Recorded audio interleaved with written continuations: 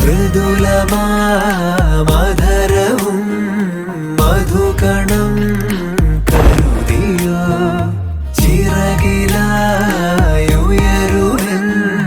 പ്രണയമാം സലഭവും മണിമുകിലു വരയണമാരിതിൽ നിറം പകരും നിലവുകളിൽ മഴവിരലു തഴുകിയ വീണയിൽ ഉണരുമീണം നീ മുല്ലേ മുല്ലേ ഉള്ളിനുള്ളിൽ എല്ലാമെല്ലാം നീയേ നീയേ ദൂരെ ദൂരെ നീലാകാശം മണ്ണിൽ ചായും തീരം നീയേ. बनारस में पान, कलकत्ता में रसगुल्ला, दिल्ली में चाय और एलपी में अगर आपने हाउस बोट एक्सपीरियंस नहीं किया तो क्या किया। चलिए चलते हैं और देखते हैं हमारा हाउस बोट एक्सपीरियंस एलपी में। मुझे ट्रेडिशनल चीजें बहुत पसंद है और ये हाउस बोट एलपी का एक ट्रेडिशन ही है जिसे किट्टू वलम बोला जाता है। किट्टू मतलब tied with rope and vallam means boat. Kerala के ह्यूमिडिटी को बीट करने के लिए एक कोल्ड ड्रिंक्स की जरूरत होती है और आते ही हमें वेलकम किया गया इस बोट में कोल्ड ड्रिंक्स के साथ। अब हम चल पड़े केरला के बैक वाटर्स को एक्सप्लोर करने। दोपहर की धूप के कारण गर्मी तो थी लेकिन कैनल के ठंडी हवा से हमें आराम भी मिल रहा था। चलिए अब चलते हैं रूम देखने के लिए। ये एक 3 BH हाउस बोट था जिसमें से हमने 2 बेडरूम्स को बुक किया। केरला में आपको कई तरह के हाउस बोट मिल जाएंगे, प्रीमियम, सुपर प्रीमियम, लग्जरी। ये एक लग्जरी हाउस बोट है जिसे हमने इसलिए चूज किया क्योंकि इसमें एक हेरिटेज का टच था। पूरे बोट की फ्लोरिंग जूट की थी और इनका वॉल्स और रूफ बैम्बू और कोकोनट क्रॉस से बने थे।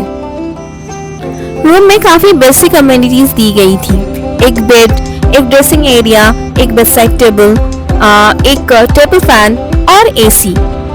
बोट में एक किचन भी था जहां लंच और डिनर के लिए ट्रेडिशनल केरलियन डिशेस प्रिपेयर किए जा रहे थे।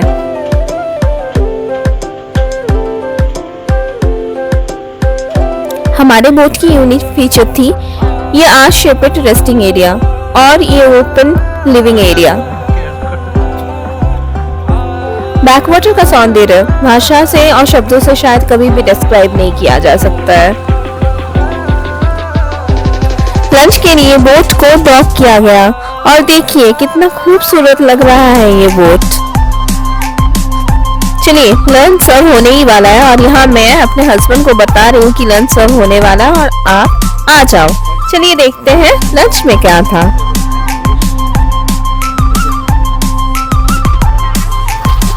लंच में केरला राइस के साथ कैबेज की सब्जी, सांबर, बीन्स की सब्जी, मिक्स वेज और फिश फ्राई था। मीठे में कर्ड और पायसम दोनों परोसे गए थे।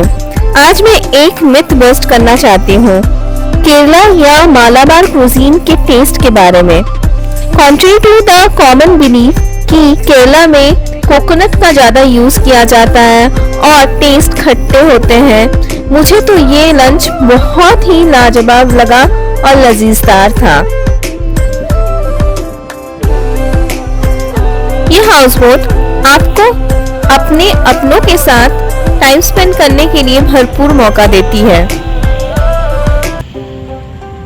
हमने यहाँ सालों बाद लूडो और सांप सीढ़ी खेले।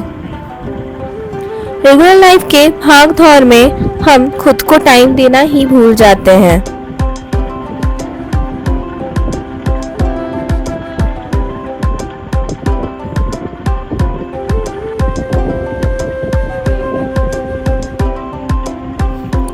बोट वापस रुकती है एक चर्च के पास जहां आप गिफ्ट्स की शॉपिंग कर सकते हो।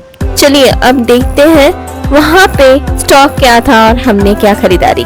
ये शॉप क्राफ्टमैनशिप का एक बेहतरीन एग्जाम्पल था। ये जो व्यक्ति आप देख रहे हो जो यहाँ के मालिक थे, उन्होंने टूटी फूटी इंग्लिश में हमारे साथ काफी बातें की और जैसा कि आप जानती हो कि इंडियंस में एक हिडन टैलेंट होता है बार्गेन करने का, तो मैं भी लग गई थी अपने बार्गेनिंग में और वो भी मुझे समझा रहे थे कि नहीं इतना कम नहीं कर सकते हैं।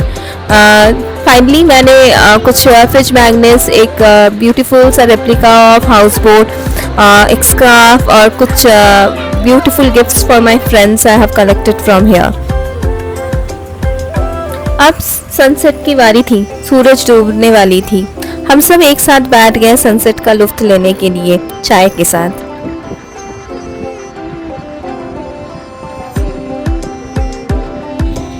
शाम के टाइम में सारे बोट्स अपने डॉकिंग एरिया की तरफ जाना शुरू करते हैं।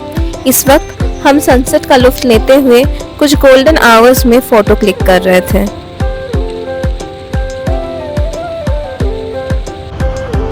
बोट डॉक होने के बाद आप आसपास के विलेज का एक सफर ले सकते हो। अब हम बैठ गए थे और चारों ओर देख रहे थे क्योंकि ये हमारे इस सफर का कुछ लास्ट मोमेंट था इवनिंग टाइम का।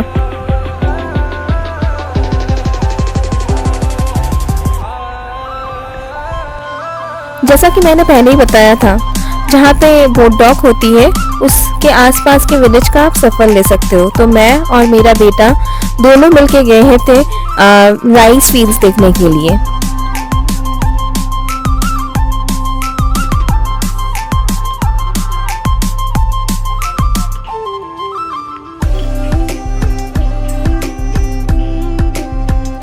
रात के अंधेरे में सिर्फ बोट से आती हुई लाइट्स दिख रही थी और इतना सुंदर लग रहा था चारों तरफ से बोट्स डॉक्ड हैं और उनसे लाइट्स आ रही के वो दृश्य देखने में कि मैं शब्दों से बयान नहीं कर सकती हूँ।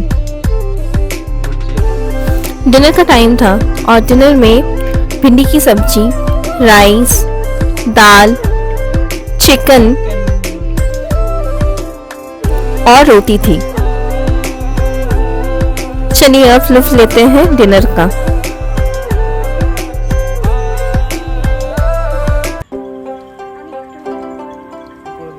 नाइट व्यू बोट से और रूम से दोनों जगहों से बहुत ही सुंदर था। अब टाइम हो गया था सोने का, तभी भी कुछ बोट्स अपना नाइट सफारी ले रहे थे। इस बोट से आती हुई लाइट्स हमें आकर्षित कर रही थी और हम भी अद्भुत तरीके से इस बोट को देख रहे थे। अगले दिन की सुबह में एक अलग ही सुकून था। मीठी सी धूप, मिट्टी की खुशबू, पक्षियों का गुनगान, ये अलग ही वातावरण बना हुआ था और हम इस वातावरण में खोए हुए थे। जब तक ब्रेकफास्ट तैयार हो रहा है, मैं आप लोगों के साथ कुछ इम्पोर्टेंट इंफॉर्मेशन शेयर करना चाहूंगी। हमारा बोट जो कि एक लग्जरी बोट है, उसका कॉस्ट इंक्लूडिंग ऑल मील्स 21,000 था पर नाइट। एसी सिर्फ आप 7 बजे शाम से लेके सुबह के 7 बजे तक यूज कर सकते हो। बोट को शाम के 5:30 बजे तक डॉक किया जाता है एज पर गवर्नमेंट रूल्स, क्योंकि उस टाइम फिशरमैन अपने फिश नेट्स लगा रहे होते हैं नेक्स्ट डे के लिए। चलिए अब चलते हैं हमारे ब्रेकफास्ट की तरफ। हाँ, ब्रेकफास्ट 2 तरह के मेनली प्रिपेयर किए जाते हैं कि इंडियन पैटर्न में, जहाँ पे इडली के साथ टोस्ट एंड ऑमलेट रहता है। कभी कभी it can be English breakfast, it can be pancake as well, so you can ask them in prior और they will serve you as per their dining schedules. Breakfast के बाद हम लग गए मोमेंट्स को संजोने के लिए। बैठ के सभी बातें कर रहे थे, लुत्फ उठा रहे थे चारों तरफ का, प्रकृति का, बोट के अंदर के वातावरण का। ये सच्ची में one time of an experience है। सभी को एक बार एलएफपी बोट का एक्सपीरियंस करना चाहिए। गॉड्स ओन कंट्री में ये जो एक्सपीरियंस है, it is actually a unique one for all. आशा करती हूँ आप सबको हमारा वीडियो अच्छा लगा होगा।